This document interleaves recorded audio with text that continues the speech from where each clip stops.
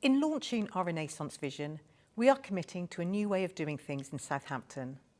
As leader of the council, I am committed to ensuring that the city becomes mission-focused on delivering the opportunities outlined within our Renaissance vision. I have the following priorities that will be vital when it comes to realising our ambitions. Our main message today to the development and investment industry is that we are open for business.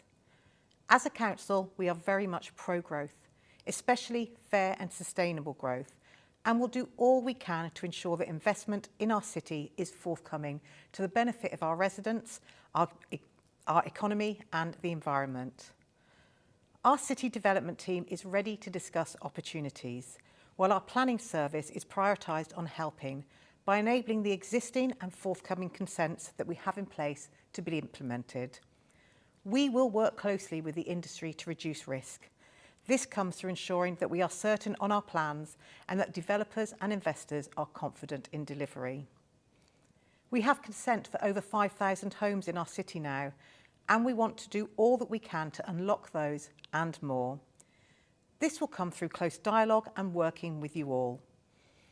Through clarity in our plans and expectation and ensuring that risks such as infrastructure capacity are reduced through continued dialogue with providers and funders and using our convening power. Like many towns and cities across the UK, we face the challenge of large sites for mixed-use development with planning permissions that have stalled.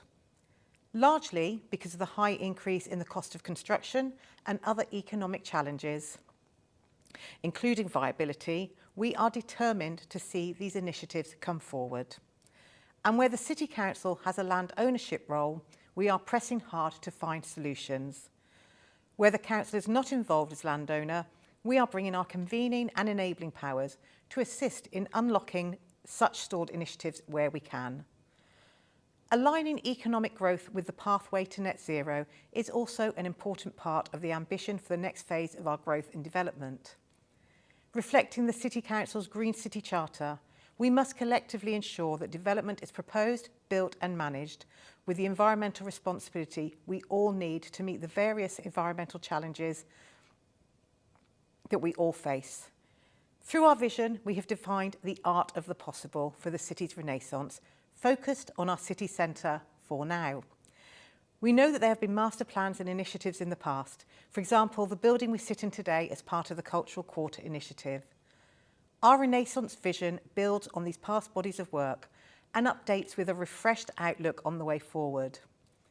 Importantly, we have been careful to ensure that our Renaissance Board partners and other city stakeholders have engaged in our plans and share our ambitions for a world-class city, bringing fresh ideas and perspectives.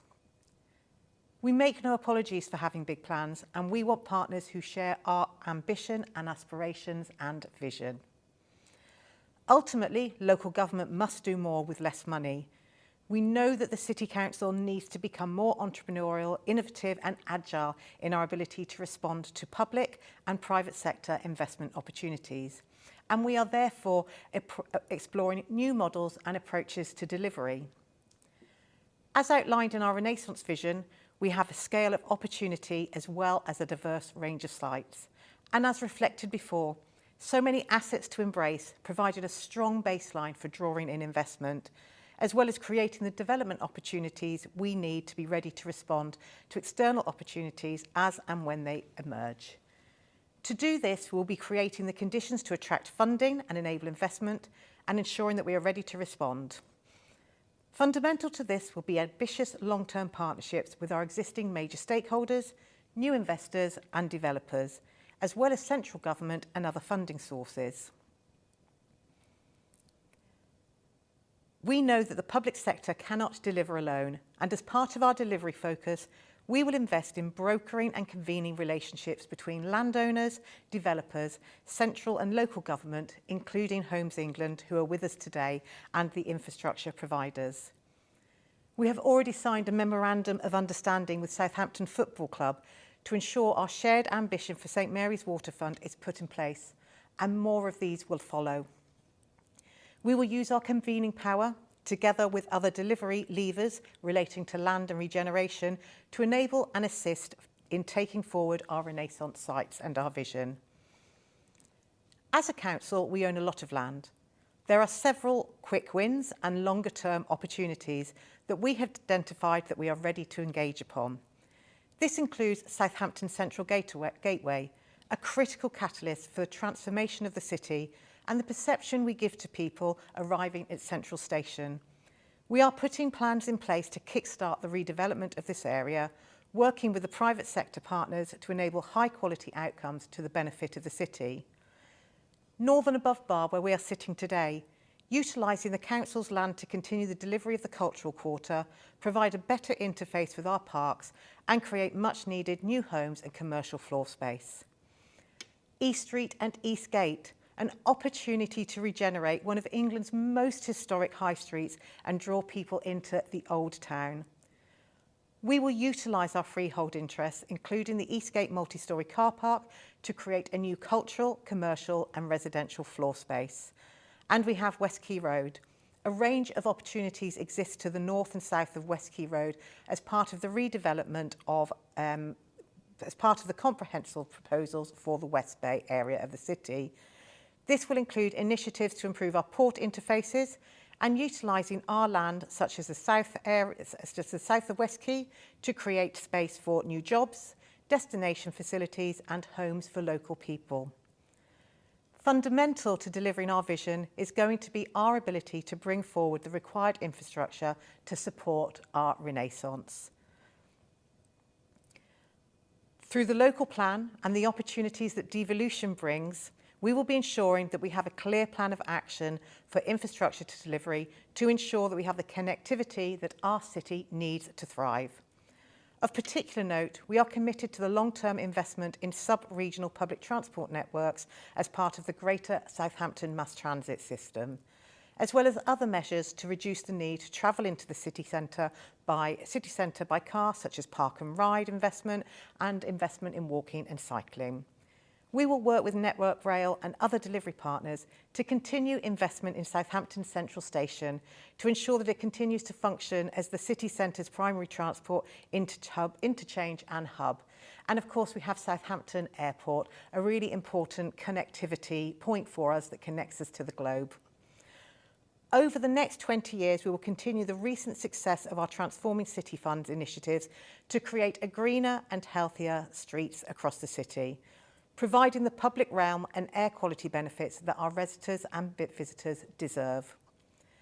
We will continue to work with the Environment Agency, our city partners and landowners to ensure that continued investment in flood defence is made, in particular the River Itchen Flood Alleviation Scheme. We will lobby government and the national grid to ensure that our city and port have the power we need to grow. And we will build on the success of our geothermal energy plant to ensure that we have alternative and sustainable forms of decentralised heat and power within the city. And as I said earlier this morning, we recognise that the government's focus on growth and devolution of powers and funding to a regional level will be a massive benefit to this city, and that Southampton has a major part to play as the regional capital. We are pleased that the government has approved the region's application for fast-track status on the Devolution Priority Programme. This represents a significant step towards the establishment of a new strategic mayoral authority for Southampton, Portsmouth and the Isle of Wight and Hampshire. And elections for the new mayor are anticipated to take place in May 2026. This authority will bring significant devolved powers and funding from central government, focused on driving economic growth, strategic infrastructure, investment and enhanced transport and planning capabilities. We're really excited by the opportunities this brings for the residents and businesses in Southampton. For example, we will use the additional funding to train people in the skills current and future businesses need. And that's just one of the ways the combined authority can benefit Southampton and the lives of people who live here. While the separate programme of local government reorganisation will come with interesting challenges, we are confident that our joint desire to ensure local government works for local people will mean solutions can be found. I want to reiterate this city is open for business and ready to transform and grow for the benefit of our present and future residents. Southampton City Council commits today to continue and accelerate dialogue with the development and investment community, and I would welcome thoughts from everyone in the room. Please look at our new website and the prospectus. I'll be attending both MIPIM and UK Reef, along with members of the team. Please let me know if you'll be there and want to meet.